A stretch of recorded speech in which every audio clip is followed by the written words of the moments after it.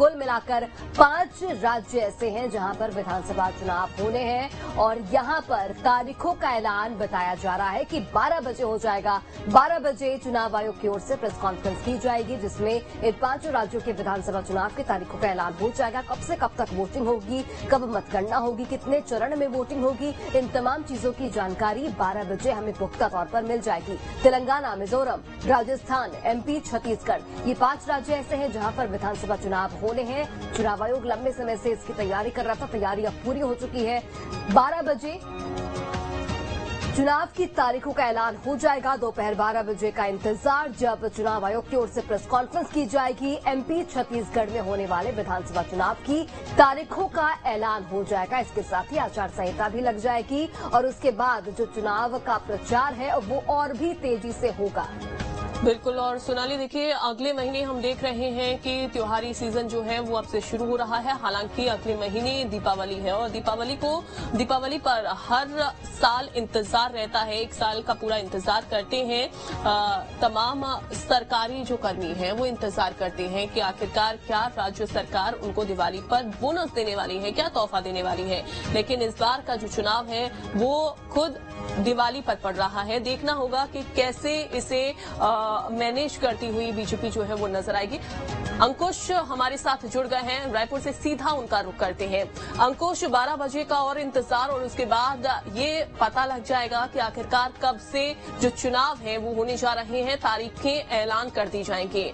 लेकिन रायपुर में स्थिति क्या कहती है, कांग्रेस की, बीजेपी की स्थिति क्या कहती है, क्या सियासी समीकरण है?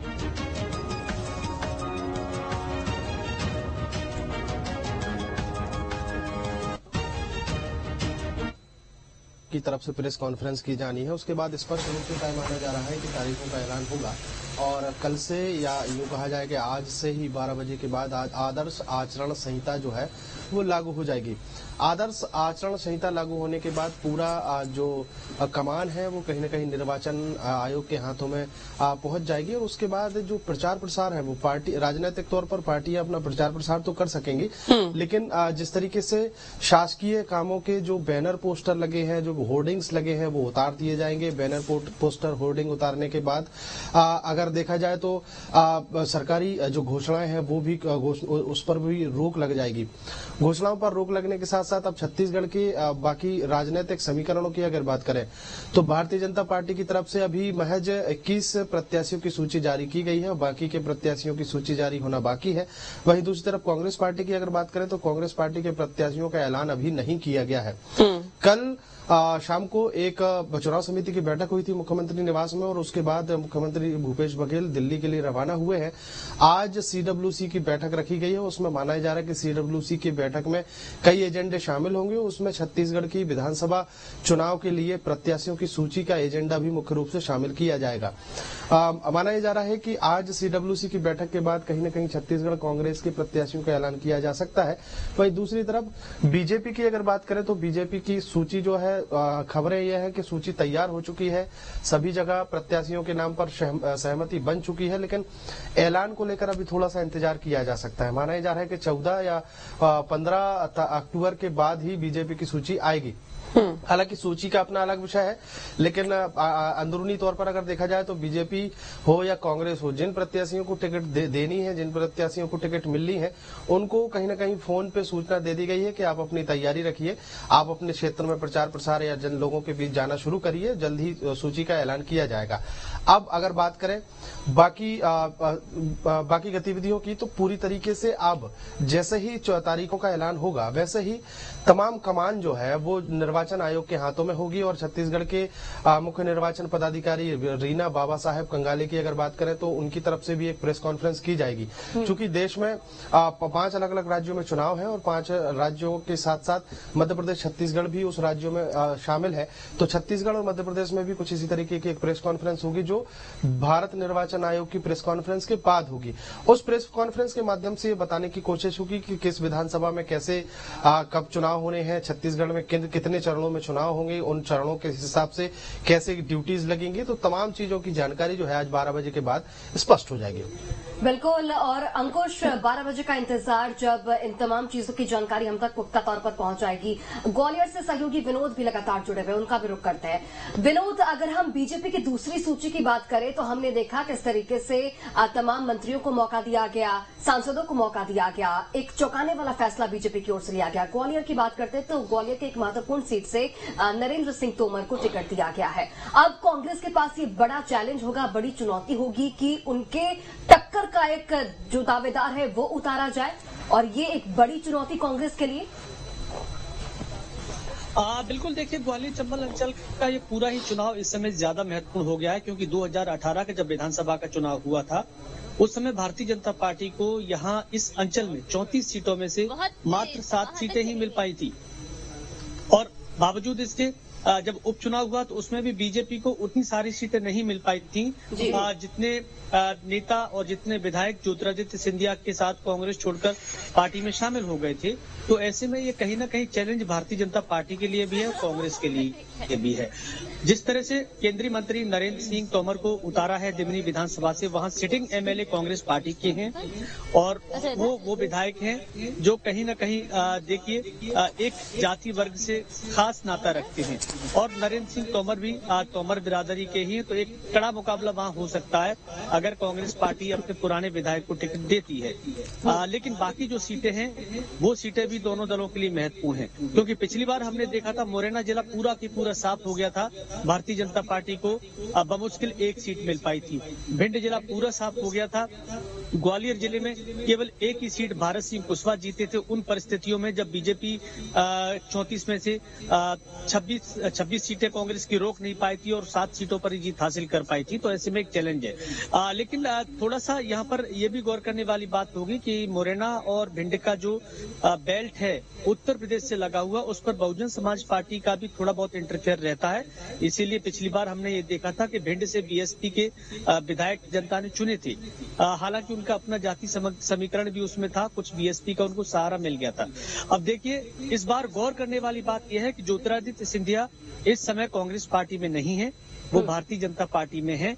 पिछली बार जब वो कांग्रेस में थे तो कहीं ना कहीं लोगों को ये लग रहा था कि ज्योतिरादित्य सिंधिया मुख्यमंत्री बन सकते हैं, और बीजेपी ने जो चुनाव लड़ा था वो नारा भी यही दिया था कि माफ करो महाराज हमारे नेता शिवराज। तो संकेत इसी बात का था कि सिंधिया को कांग्रेस पार्टी सीएम बना सकती है, लेकिन नहीं बनाया। कमलनाथ मुख्यमंत्री बने।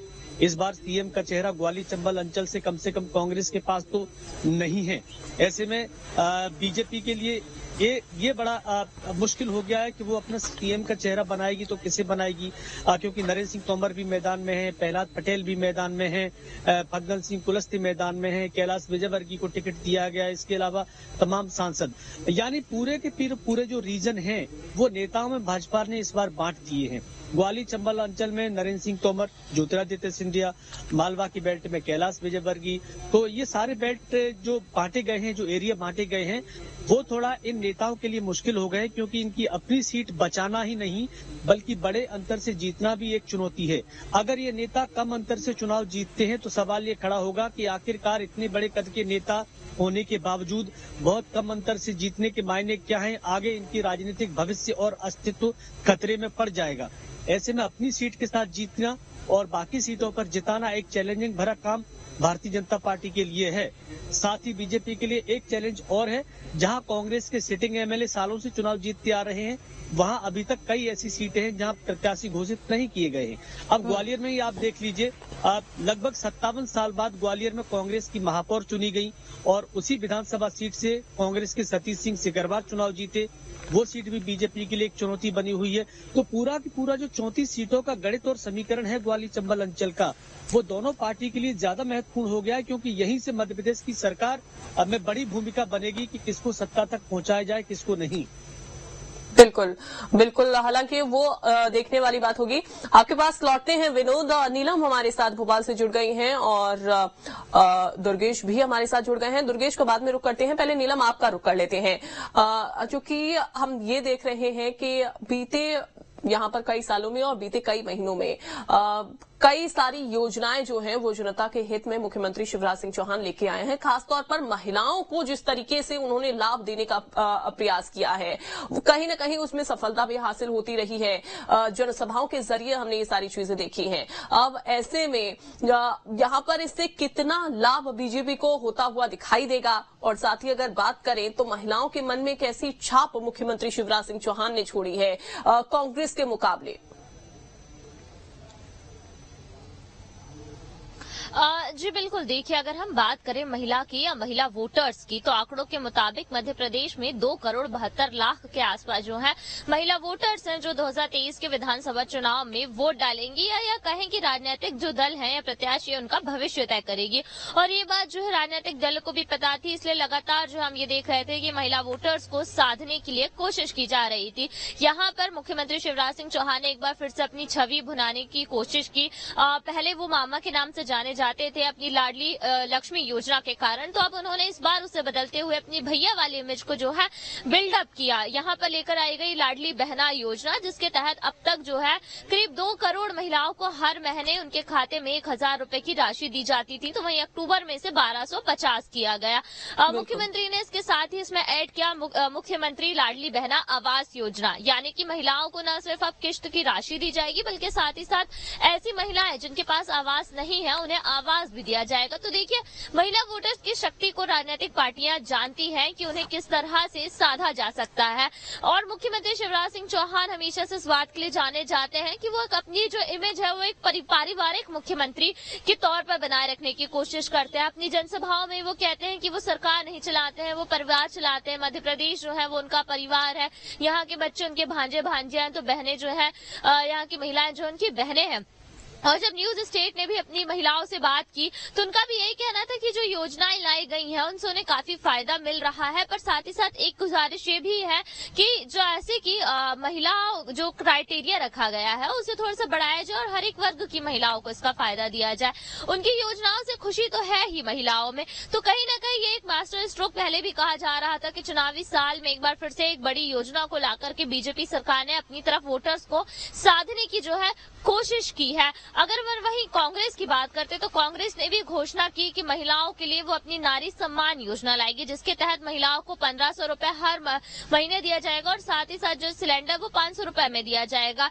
यानी कि ओवरऑल देखा जाए तो करीब 2,000 रुपए तक का फायदा जो है कांग्रेस की तरफ से देने की बात की गई। इसके लिए बाकायदा जो है महिलाओं से फॉर्म भी भरवाया गया कि अगर मध्य प्रदेश में कांग्रेस की सरकार बनती है तो उन्हें इस बात का फायदा मिलेगा, और इसलिए अभी से जो है फॉर्म भरवाए जा रहे हैं, जिसका रुझान भी अच्छा खासा महिलाओं में देखने को मिला था। तो कहीं न कहीं महिला वोटर्स की ताकत जो है वो बड़ी पार्टियां जान रही है, और किस तरह से ये वोट अगर पलटेंगे तो पार्टी या सत्ता में जो है फर्क देखने को मिलेगा, ये बात भी बखूबी जो है सभी को पता थी। इसलिए शुरुआत से महिलाओं पर सबसे ज्यादा फोकस हमने देखा कि किया गया। अब भी जब मुख्यमंत्री की अगर हम बात करते हैं तो जब भी वो जनसभा कर रहे हैं तो उसे खास तौर पर महिला विशेष बनाने की कोशिश की जाती रही है। अपनी लाडली बहनों से संवाद का कार्यक्रम का नाम दिया गया कि लाडली बहना संवाद। जब भी वो किसी गाँव की हम बात करें या तहसील स्तर पर कार्यक्रम गए तो बड़ी संख्या में उनकी जनसभा में महिलाएं ही हमने देखी कि वो जुटी, और उनको जब राखी का त्योहार आया था तो राखी भी जो है एक बड़े स्तर पर सरकार की तरफ से मनाई गई, खासतौर पर लाडली बहना योजना को देखते हुए। तो ये जरूर है कि बीजेपी ने इसमें एक बाजी जरूर मारी कि इस तरह से योजना को जून महीने में ही लॉन्च कर दिया गया।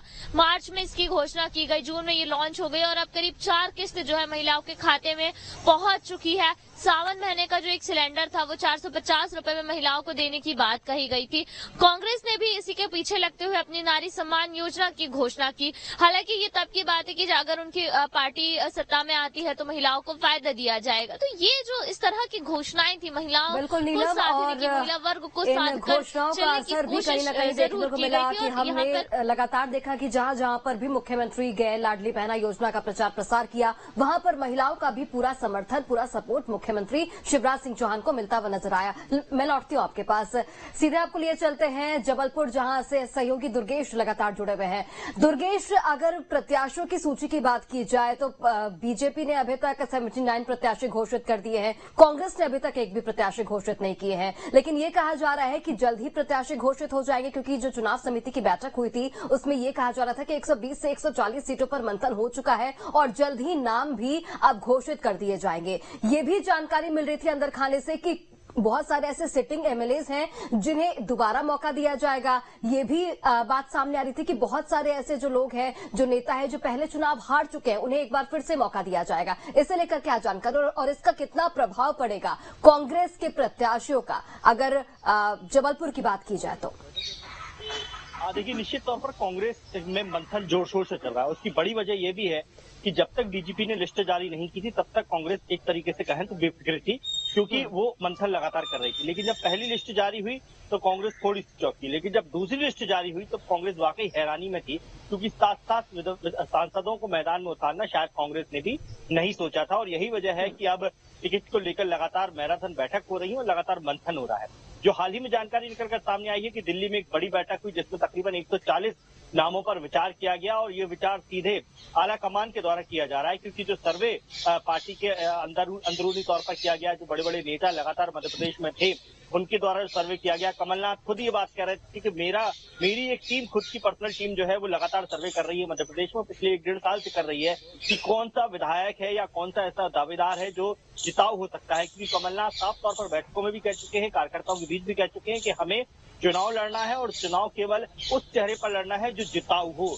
चाहे फिर वो कोई भी हो, चाहे छोटा नेता हो या बड़ा नेता हो। तो निश्चित तौर पर मंथन का दौर तो जारी है। दूसरी बात क्या है कि लिस्ट कब तक जारी होगी? देखिए, जिस तरीके से 7 सांसदों को मैदान में उतारा बीजेपी ने, उसके बाद एक बार शायद फिर से कांग्रेस के बीच मंथन चल रहा है उन सीटों पर जहां पर ये बड़े नेता मैदान में उतरे हैं। अगर एग्जांपल मैं आपको दूं तो नरसिंहपुर से केंद्रीय राज्य मंत्री प्रहलाद पटेल को मैदान में उतारा गया है। नरसिंहपुर विधानसभा सीट से वो चुनाव लड़ेंगे, क्योंकि प्रहलाद पटेल लोधी समाज से आते हैं, ओबीसी के बड़े चेहरे हैं, ओबीसी के बड़े नेता हैं, और नरसिंहपुर खासकर जो बेल्ट है, जो नर्मदा का बेल्ट है, उस पर कहीं ना कहीं प्रहलाद पटेल का एक बड़ा वर्चस्व हमेशा से देखा गया है, क्योंकि लंबे समय से वो राजनीति कर रहे हैं नरसिंहपुर क्षेत्र में ही। तो ऐसे में अब नरसिंहपुर की 4 विधानसभा सीटों में कहीं ना कहीं जो चारों विधानसभा सीटें हैं उसमें कांग्रेस को नए सिरे से मंथन करना होगा, क्योंकि इससे प्रहलाद पटेल के पहले उनका एक अलग रणनीति बन रही होगी। लेकिन जब प्रहलाद पटेल मैदान में उतर गए तो प्रहलाद पटेल का वर्चस्व केवल नरसिंहपुर विधानसभा सीट में नहीं बल्कि गोटेगांव, तेंदुखेड़ा और यहाँ तक कि गाटावाड़ा सीट में भी होगा। तो निश्चित तौर पर अब नए सिरे से मंथन किया जा रहा होगा, क्या प्रहलाद पटेल को टक्कर देने के लिए कौन सा ऐसा बड़ा चेहरा है जो वहां से उतारा जाए। ऐसी ही स्थिति तमाम उन विधानसभा क्षेत्रों में बनी है जहां पर सांसदों को उतारा गया है या जो बड़े नेता है, जैसे नरेंद्र सिंह तोमर ग्वालियर की बात करें। तो ऐसे में एक बार फिर मंथन शुरू हो रहा है और शायद यही वजह है कि लिस्ट जारी करने में कांग्रेस को वक्त लग रहा है। हालांकि अभी एक जानकारी निकलकर सामने आई थी कि पितृपक्ष खत्म होने के बाद कांग्रेस अपनी पहली लिस्ट जारी करेगी, यानी कि 14 तारीख को पितृपक्ष खत्म होना है, 15 तारीख से नवरात्र की बैठकी शुरू हो रही है, और संभवतः यही जानकारी है कि 15 तारीख को या तो पहली लिस्ट जाए या फिर 15 तारीख के बाद पहली लिस्ट आएगी। तो निश्चित तौर पर जो पहली लिस्ट आएगी वो बड़ी लंबी रहेगी, क्योंकि छोटी शॉर्ट लिस्ट जारी नहीं करेगी कांग्रेस, बड़ी लिस्ट जारी करेगी। दूसरा सवाल कि जो बड़े विधायक हैं या जो बड़े नेता हैं क्या वो फिर से चुनाव लड़ेंगे? तो देखिए, निश्चित तौर पर जो 2018 में जीत कर आए थे, खासकर मैं महाकौशल की बात करूं तो महाकौशल में 38 विधानसभा सीटें हैं, 38 में से 24 में कांग्रेस के विधायक जीते थे और अच्छे खासे अंतर से जीते थे। कई विधानसभा सीटों में बड़ा अंतर था, कुछ सीटों पर जरूर छोटा अंतर रहा था, 1500 वोटों को फर्क रहा था, लेकिन वहां भी जीते थे। ऐसे में कांग्रेस के बीच मंथन ये चल रहा है कि क्या उन्हीं को मैदान में उतारा है। अगर एग्जाम्पल में जबलपुर का दूं तो देखिए, जबलपुर में 8 विधानसभा क्षेत्र हैं, 8 में से 4 में कांग्रेस है, जिसमें 4 में बीजेपी है। अगर जबलपुर की बात करें तो जबलपुर से 2 मंत्री दिए थे कमलनाथ सरकार ने। पूर्व वित्त मंत्री तरुण भानोट जबलपुर से थे और पूर्व सामाजिक न्याय मंत्री लखन घनघोरिया जबलपुर से ही थे। अब ऐसे में उनकी टिकट काटी जाएगी, ये संभव नहीं है। बिल्कुल